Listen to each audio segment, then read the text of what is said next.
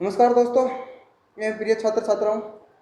आज बहुत अच्छा टॉपिक लेकर के आए हैं और टॉपिक का नाम है राजस्थान पुलिस से संबंधित है। टॉपिक का नाम है महिलाएं और बाल अपराध।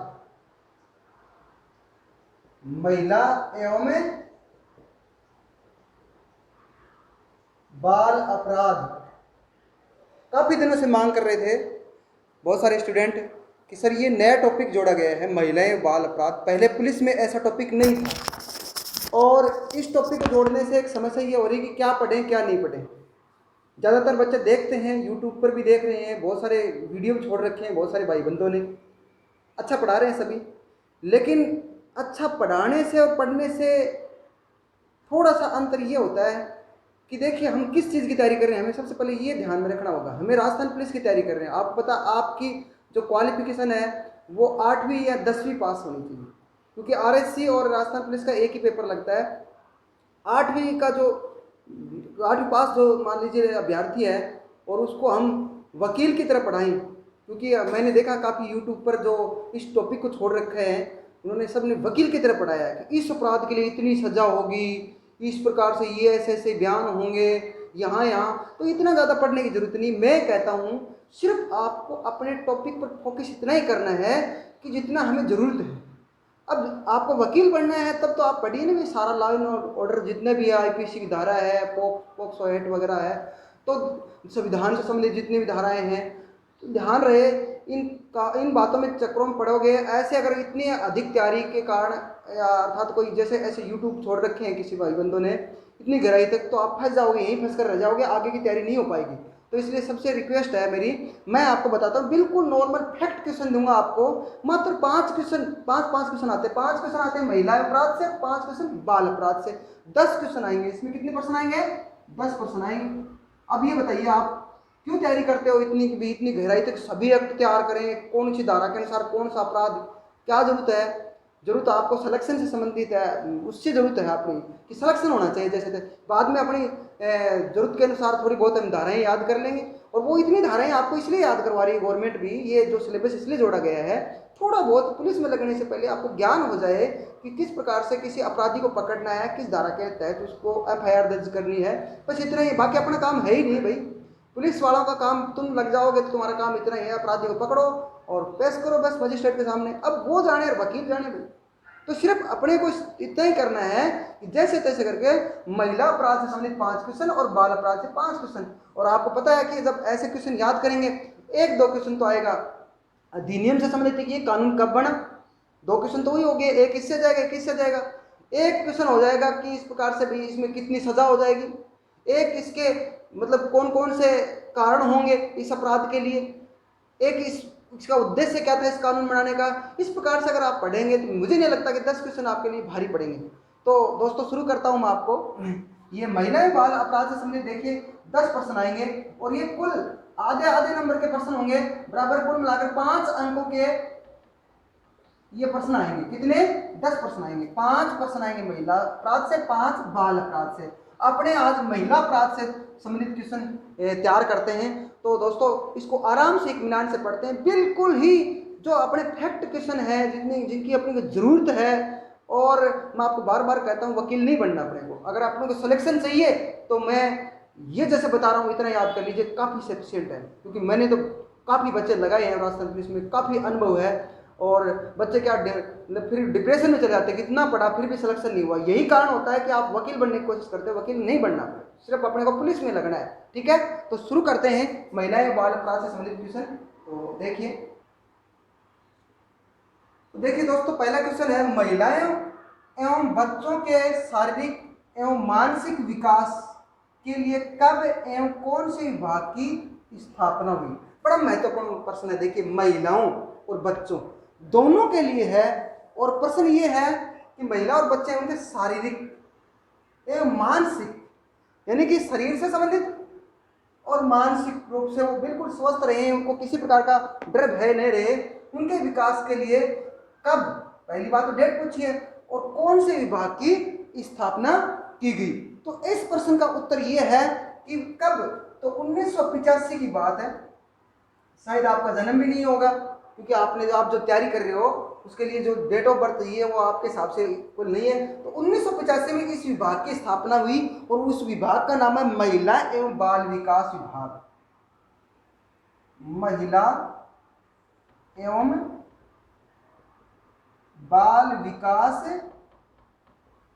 विभाग। देखिए दोस्तों, इस टॉपिक को मैं बिल्कुल आराम से एक एक क्वेश्चन के हिसाब से आपको समझाऊंगा, क्योंकि ये बड़ा टफ टॉपिक है। अगर आप इसको अदर जितने भी यूट्यूब पर वीडियो डाले उनसे तुलना करना आप, मैं आपको सिर्फ फैक्ट क्वेश्चनों पर लेके जाऊंगा और वो पूरी तरह याद होंगे। और हमें वही चाहिए, सिर्फ हमें क्वेश्चन के उत्तर सही हो जाना चाहिए और हमें किसी मतलब नहीं है कि भी हम पूरा वकील बने। तो ध्यान रहे, महिलाओं और बच्चों के शारीरिक और मानसिक इन दोनों के विकास के लिए कब और कौन से विभाग की स्थापना हुई? तो 1985 में इस विभाग की स्थापना, इसका नाम रखा गया महिला एवं बाल विकास विभाग। अगला प्रश्न है, केंद्र सरकार ने 30 जनवरी 2006 को महिला एवं बाल विकास विभाग का नाम, ये जो 1985 में महिला एवं बाल विकास विभाग की स्थापना हुई थी, इसका नाम केंद्र सरकार ने बदल दिया। और कब बदला? 30 जनवरी 2006 को। क्या कर दिया? तो इसका उत्तर होगा महिला एवं बाल विकास मंत्रालय। पहले 1985 से पहले, ध्यान रहे 2006 से पहले इस प्रकार से महिला एवं बाल विकास विभाग का कोई मंत्री नहीं हुआ करता था, क्योंकि ये तो एक विभाग हुआ था। तो इसका तो एक अधिकारी होता था, वो ही संभालता था कि भाई कोई भी अगर महिला और बच्चों के साथ अगर मान लो किसी प्रकार की कोई दुर्घटना हो घटती है, उनके साथ दुर्व्यवहार होता है, तो ये विभाग एक्शन लेता था। लेकिन केंद्र सरकार ने एक मंत्रालय, एक मंत्री, जिम्मेदार मंत्री की भाई महिला और बालकों का अगर सुरक्षा दी जाएगी, उनको संरक्षण किया जाएगा, अर्थात कहने का इनको कोई डर भय नहीं रहेगा तो देश तरक्की करेगा। तो सबसे पहले इनका विकास जरूरी है, बच्चों का और महिलाओं का। तो ये खुल करके अगर आगे बढ़े तो देश आगे बढ़ेगा। इसलिए महिला एवं बाल विकास मंत्रालय की स्थापना हुई 2006 में। अब महिला एवं बाल विकास मंत्री की बात करें, केंद्र में महिला एवं बाल विकास मंत्री कौन है? अभी वर्तमान की बात कर रहा हूं, 2020 की बात है। तो 2020 में ये मंत्री है, सुना होगा आपने, स्मृति जुबिन ईरानी, क्योंकि ये अपने रायबरेली से है ना सांसद चुनी गई है।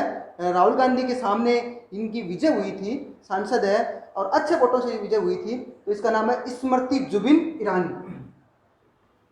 स्मृति जुबिन ईरानी, यानी कि स्मृति ईरानी जी हैं, ये महिला एवं बाल विकास मंत्री हैं केंद्र में। और अगर राज्य की बात करूं, राज्य में राजस्थान में महिला एवं बाल विकास मंत्री कौन है? तो ये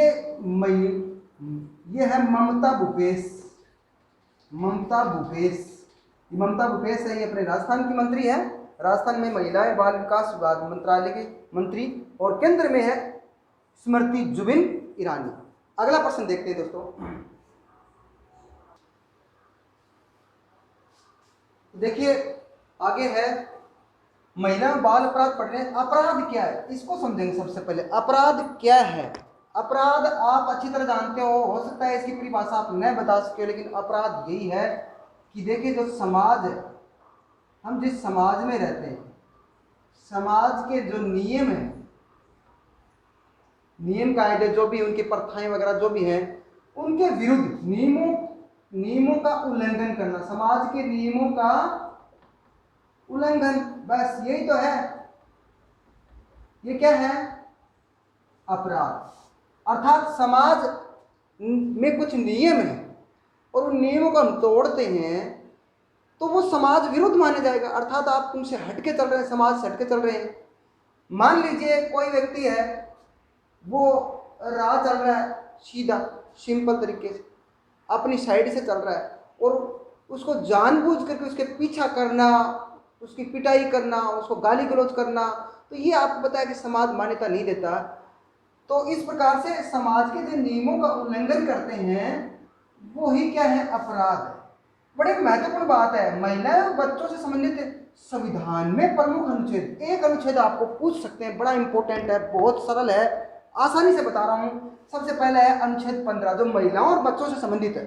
अनुच्छेद 15 आपको पता है कि संविधान में कुल 395 अनुच्छेद है। कितने हैं? 395 अनुच्छेद है।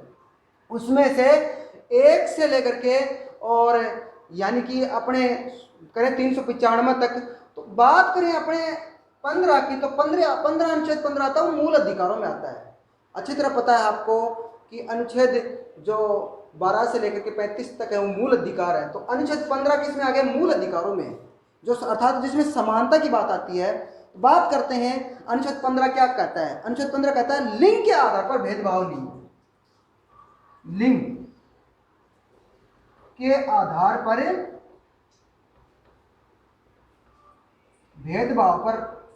भेदभाव न हो, बात एक ही है, न हो। लिंग का मतलब यह है कि चाहे स्त्रीलिंग हो चाहे पुल्लिंग हो, अर्थात महिला है वो स्त्रीलिंग है, अगर पुरुष उसके साथ भेदभाव करे कि महिलाएं ये काम नहीं कर सकती तो वो गलत है। संविधान दोनों को बराबर मानता है, तो यहाँ समानता का दर्जा दिया गया है। तो ध्यान रहे अनुच्छेद 15 पहला अनुच्छेद है जो महिलाओं से संबंधित बात करता है, ठीक है। लिंग के आधार पर भेदभाव नहीं हो, यानी पुरुषों के समान महिलाएं हैं। अगला है अनुच्छेद 15(3), इसी में है अनुच्छेद 15 का ही अलग अलग पार्ट बांट रखे हैं। अनुच्छेद 15(3) क्या कहता है इसको हम देखते हैं। देखिए इसमें जो राज्य हैं वो क्या करते हैं, स्त्रियों और बालकों के लिए विशेष उपबंध बनाते हैं। राज्य सरकारें हैं, राज्य स्त्रियों एवं बालकों के लिए विशेष प्रबंध। इसका मतलब यह है, इसको अगर अच्छी तरह से हम समझें कि उपबंध बनाए उनके लिए अधिकारों के लिए। तो ध्यान रहे सपोज कीजिए, जैसे मान लीजिए अब टीचर्स भर्ती हुई है, अध्यापक भर्ती है, अध्यापक भर्ती, उस अध्यापक भर्ती में मान लीजिए 1000 वैकेंसी है और उसमें से लगभग 300 के आसपास महिलाएं भी लगेंगी, 33% आरक्षण है। और मान लीजिए सबसे ऊपर है ना, मान लीजिए 50 मतलब क्रमांक अनुसार 50 लड़के हैं ऊपर टॉप नंबरों में, और 51वें नंबर पर कोई पहली बार लड़की आई ऊपर टॉप में, नंबरों के हिसाब से बता रहा हूँ आपको, सिलेक्शन के हिसाब से। तो ध्यान रहे यहाँ हिसाब तो ये होना चाहिए कि 50 को पहले उनकी प्राथमिकता के अनुसार नियुक्ति दें।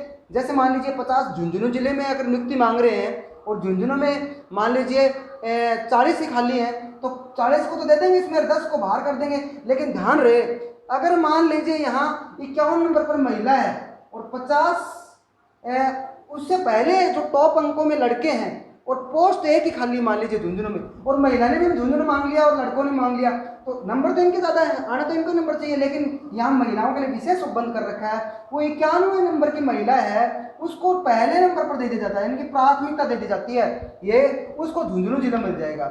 ऐसे दिव्यांगों को प्राथमिकता दे रखी है। और जो साधारण जो लड़के हैं जो भर्ती होते हैं, मतलब दिव्यांगों को छोड़, दिव्यांग है, फौजी है, महिलाएं हैं, विधवा है, लड़कियां हैं, इनको पहले प्राथमिकता होती है। तो यही तो बात लिख रखी है इसमें, स्त्रियों या बालकों के लिए विशेष उपबंध, तो इसलिए इस आधार पर उनको उनका जिला मिल जाता है। बल्कि हिसाब तो ये कहता है कि जो टॉपर्स हो उनको जिला मिले, ठीक है।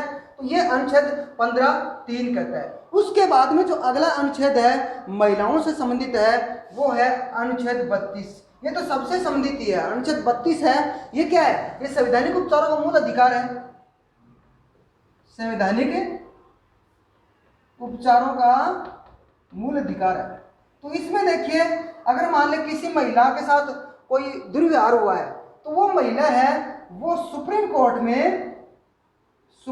में क्या कर सकती है, रिट लगा सकती है, सुप्रीम कोर्ट में रिट लगा सकती है कि मेरे मूल अधिकारों का हनन हुआ है। तो यहाँ पर वो भी महिलाओं से संबंधित मान सकते हैं हम कि संवैधानिक उपचारों में मूल अधिकार के तहत अगर किसी महिला के साथ दुर्व्यवहार हुआ है तो महिला अनुच्छेद 32 के तहत सीधा ही सुप्रीम कोर्ट में जा सकती है। इसके आगे अगर अगले अनुच्छेद की बात करूं मैं तो अनुच्छेद, ये तो हो गए मूल अधिकारों से संबंधित अनुच्छेद तीनों। अब कुछ राज्यों के भी कर्तव्य हैं और राज्य के कर्तव्य जो नीति निर्देशक तत्व है उनमें नीति निर्देशक तत्व है, आपको पता है अनुच्छेद 36 से लेकर के 51 तक है। तो नीति निर्देशक तत्व के कौन कौन से अनुच्छेद है जो महिलाओं से संबंधित है उनकी बात करते हैं। तो नीति निर्देशक तत्वों में सबसे पहले है अनुच्छेद 39 घ। क्या कहता है अनुच्छेद 39 घ? देखिए बहुत इंपॉर्टेंट है ये है कि समान कार्य के लिए समान वेतन, समान कार्य के लिए समान वेतन, ये अनुच्छेद 39 घ कहता है। आपको पता है नीति निर्देशक तत्व 36 से 51 तक है, उसमें अनुच्छेद 39 घ क्या कहता है, समान कार्य के लिए समान वेतन, अर्थात चाहे स्त्री हो और चाहे पुरुष हो, दोनों को समान वेतन मिलेगा एक ही काम के लिए। अध्यापक स्त्री हो चाहे पुरुष हो, बराबर वेतन मिलेगा। पुलिस में अगर कोई मान ली कांस्टेबल बन गया, चाहे स्त्री हो पुरुष हो, तो उसको बराबर ही वेतन मिलेगा। इस प्रकार से समान कार्य के लिए समान वेतन। ऐसा नहीं है, ये नहीं कह सकते कि भाई ये देखिए ये कठोर काम था, ये पुरुष ने किया है, ये महिला नहीं कर सकती, तो इसलिए उसको वेतन कम, ऐसा नहीं कर सकते। यानी अर्थात संविधान ने, अपने भारतीय संविधान ने अनुच्छेद 39 में महिलाओं को ये अधिकार दिया कि उनको भी बराबर वेतन मिलेगा, समान कार्य के लिए समान वेतन, ये अनुच्छेद 39 है, याद रखना इंपॉर्टेंट है। इसके बाद में जो मूल कर्तव्य है उसमें आते हैं। तो देखिए अभी तक मूल अधिकारों में मैंने बताया था अनुच्छेद 15, अनुच्छेद 15, 3 और 32, वो तो मूल अधिकारों में हो गए महिलाओं से संबंधित। नीति निर्देशक तत्वों में सिर्फ एक अनुच्छेद है जो इंपॉर्टेंट है, 39 घ।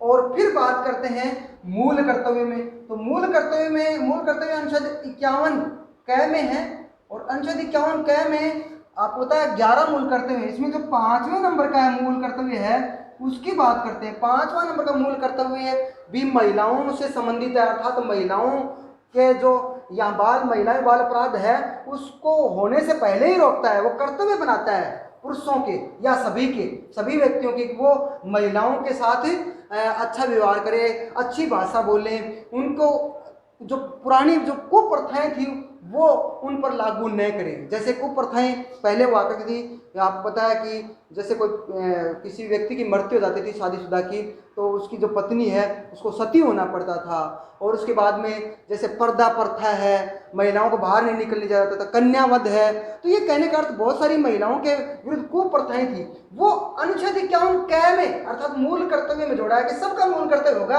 और उसमें 5वें नंबर पर क्या कहता है, वो ये कहता है कि ध्यान रहे, भारत के प्रत्येक नागरिक का कर्तव्य होगा, ये लिखा हुआ है कि भारत के प्रत्येक नागरिक का कर्तव्य होगा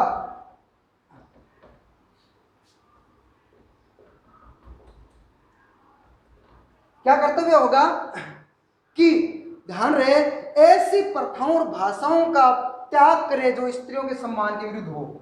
ऐसी प्रथाओं एवं भाषा का त्याग करें जो स्त्रियों के सम्मान के विरुद्ध हो। अर्थात स्त्रियों के सम्मान में यानी कि यहाँ उनको ठेस पहुंचती है, स्त्रियों के सम्मान में वहां पर दुर्व्यवहार हो रहा हो, ऐसी भाषा हम नहीं बोलेंगे। ध्यान रहे, ऐसी प्रथाओं का चलन नहीं करेंगे जिससे स्त्रियों के साथ दुर्व्यवहार होता हो, स्त्रियों को सम्मान नहीं मिलता हो, ऐसी न तो भाषाएं बोलेंगे नहीं प्रथाएं चलाएंगे। तो ये अनुच्छेद 51 के 5 नंबर पर है, वो संविधान में ये अनुच्छेद महिलाओं के लिए बहुत महत्वपूर्ण है। इसके आगे अगर अनुच्छेदों की बात करें संविधान में तो 1-2 अनुच्छेद और बचे हुए हैं। देखिए अनुच्छेद 4-5 बताए बड़े महत्वपूर्ण हैं, फालतू नहीं बताएंगे, वकील नहीं बनाएंगे आपको, वकील बनना भी नहीं है अपने को। तो अनुच्छेद 226 एक है, अनुच्छेद 226 क्या कहता है, वो ये कहता है कि उच्च न्यायालयों में भी रिट लगाई जा सकती है। अगर कोई महिला है उसके साथ दुर्व्यवहार हुआ है तो उच्च न्यायालयों में रिट लगाई जा सकती है। अनुच्छेद 32 में तो सुप्रीम कोर्ट में, और अनुच्छेद 226 में उच्च न्यायालय में रिट लगाई जा सकती है। अगर किसी महिला के साथ दुर्व्यवहार हुआ तो वो चाहे तो राज्य का उच्च न्यायालय में भी जा सकती है। और एक लास्ट जो अनुच्छेद है महिलाओं से संबंधित संविधान में, वो है 243 घ 3। 243 घ 3 क्या कहता है 243? आपको पता है 243 पंचायती राज से संबंधित है, पंचायती राज है वो 243 में है अनुच्छेद में। तो ये कहता है कि पंचायत चुनाव में महिलाओं के लिए आरक्षण, पंचायत चुनाव में महिलाओं के लिए आरक्षण, ये महिलाओं से संबंधित अनुच्छेद थे। और आपको पता है राजस्थान में ये महिलाओं को आरक्षण 50% मिल चुका है। आधा यानी कि आधे पंचायतों पर चुनाव है, उसमें जो सरपंच वगैरह बनते हैं वो महिलाएं बनती हैं, आधों में कहें तो पुरुष बनते हैं। तो ये थे राजस्थान पुलिस में महिला अपराध अर्थात महिलाओं के संरक्षण से संबंधित संविधान में जो अनुच्छेद थे वो बताए मैंने अभी आपको। अब महिला अपराध से संबंधित एक टॉपिक लेके चलते हैं, सीधा सीधा वो बताते हैं आपको। तो वो बड़ा बड़ा टॉपिक हो जाएगा, या अगले टॉपिक में बताता हूँ आपको अगले वीडियो में। तो थैंक यू, धन्यवाद।